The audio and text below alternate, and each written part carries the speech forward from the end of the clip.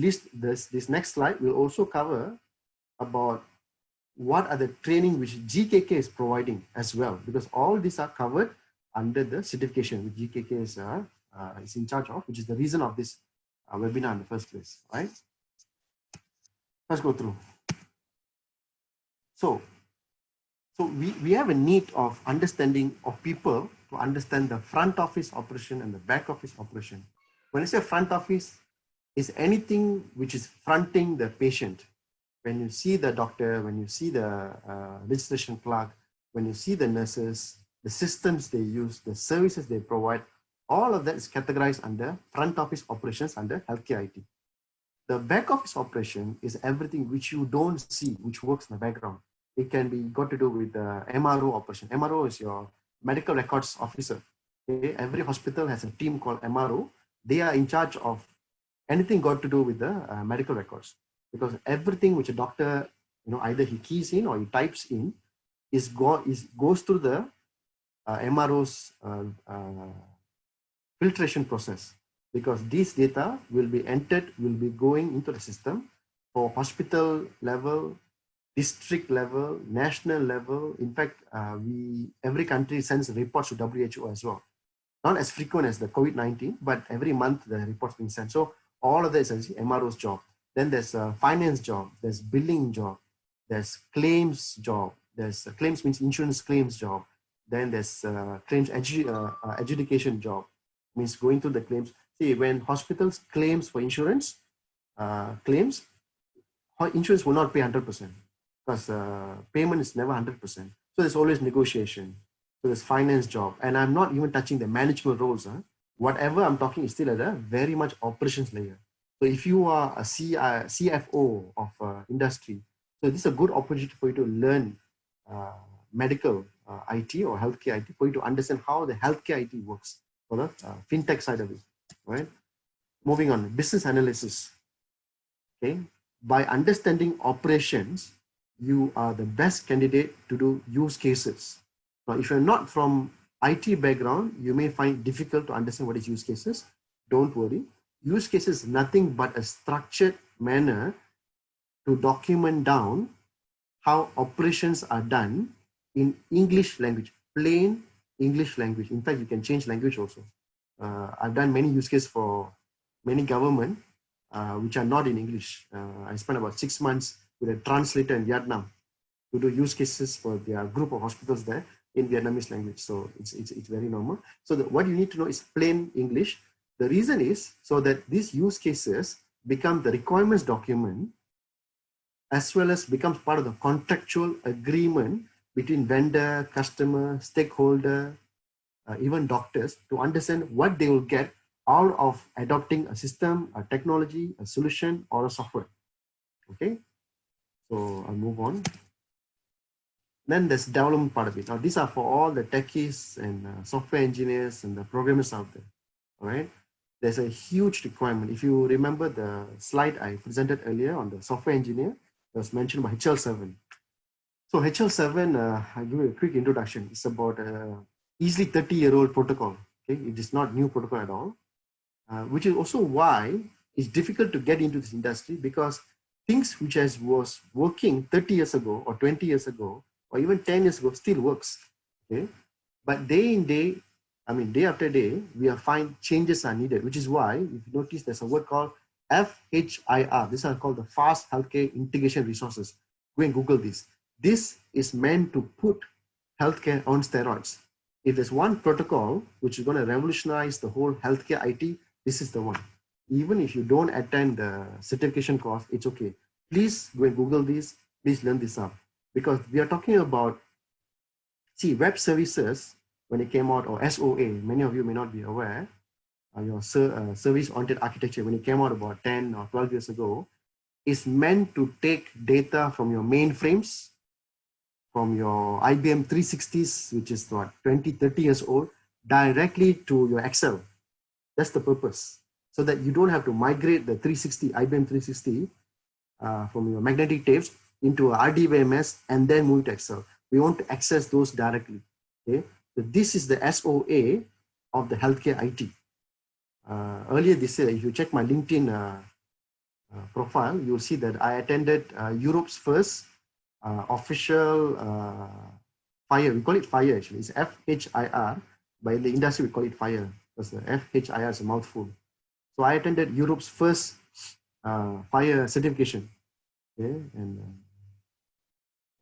fortunately or unfortunately, right after that, lockdown happened. So I was lucky to attend the certification. So it's definitely going to pick up. In fact, many of the reporting of COVID-19 right now, many of the public systems are able to churn out the data and submit to the central server of various of the various data warehouses, right? Because of FHIR protocol.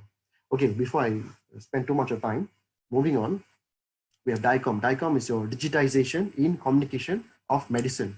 This is a protocol for anything which got to do with imaging modalities within hospital. So you got the LOI, LOINC we call it, okay? LOINC protocol for all the lab systems. We have the MERT gateway. MERT gateway is for HL7. We have the other HIEs, which I spoke about. We have got blockchain coming up and various things, okay? Moving on. Security, okay, imagine all of this, right? Moving so fast, we obviously need people from the IT security side to come in, okay? I don't want to go into that. If you do join the certification, we talk about the hacking, both white hat as well as black hat hacking. If you are not sure what is white hat and black hat, so I recommend you to go and read more about it. We have the infrastructure. I spoke about the public cloud and the private cloud. Many things happening in terms of the private cloud in Malaysia and Indonesia. You know, they are moving very fast. I'll touch a bit about Singapore, but Singapore is very mature. Okay, UK and US are definitely setting the trend. Not to forget Australian guys. There have been many case studies which you can learn from them, right? And commercials, very, very important. Now, if you cover all this above, all right, obviously the next stage you want to go is to move up the technical ladder or the management ladder. You should get into the healthcare IT commercial perspective. Okay, I spent easily about 7 to 8 years as a vendor myself. So from a commercial, there's two parts, obviously. That's the vendor perspective and the customer perspective. On the vendor perspective, you should learn how the sales works, the selling cycle, the pricing, the general mindset, the customer perspective, you know, for the vendors to know. We can cover that. And then there is the customer perspective. If you are sitting on if you are a CIO of a healthcare group, of a hospital group, how would you do a RFP for your hospital? How would you do a HIS RFP? You need to have you need to have a RFP spec. Okay, so we can cover end-to-end on that. Finally, okay, project management. All right, this is very crucial because the statistics says that almost 50% of all IT and software projects fail around the world. Okay, so software projects have a very high failure rate when compared to many other industry.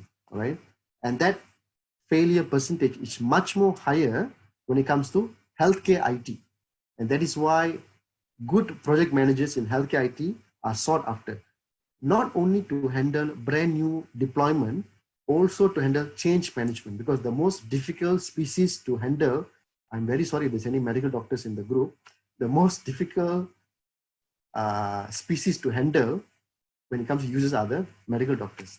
We don't blame them because they are busy for a good reason. They are busy treating the patients. Unfortunately, we need their help, not just the doctors, also the nurses, also the healthcare professionals, you know, other professionals, not to forget, all the frontliners. They're very busy to do their day-to-day job. But in order for a successful healthcare IT project, we need their participation. We need to sometimes put them in a classroom and spend the whole day with them. Can you imagine that? Okay, so healthcare IT is very challenging. So if you do come for the certification, right, I think we have many trainers who will talk to you about how actual case studies in Malaysia, in Indonesia, in Philippines, in Australia, in UK, in India, which has been successful. Why? Unsuccessful. Why? Okay, a story for another day. Moving on, right? So having said all this, what will be encompassed in the whole thing, right? This is the project management perspective, software development perspective, software deployment perspective. There's one part I didn't speak earlier on the medical coding perspective, almost 1 hour. Medical coding perspective. Now, medical coding is not your programming coding. It's not your programming language. There's something called ICD-10. In fact, ICD-10 and 11. There's something called CPT coding. There's drug coding. There's insurance coding. It's data from a doctor or a nurse will have to be codified before it can be processed by an AI engine or any data analytics. All right, so there's an intermediate process there. So we call it coding. Of course, it's actually governed by the insurance industry primarily because they are the one who process this massively. And this is very important in the US.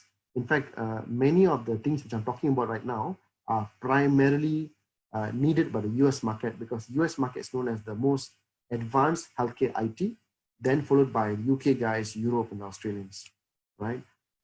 And so on. Okay.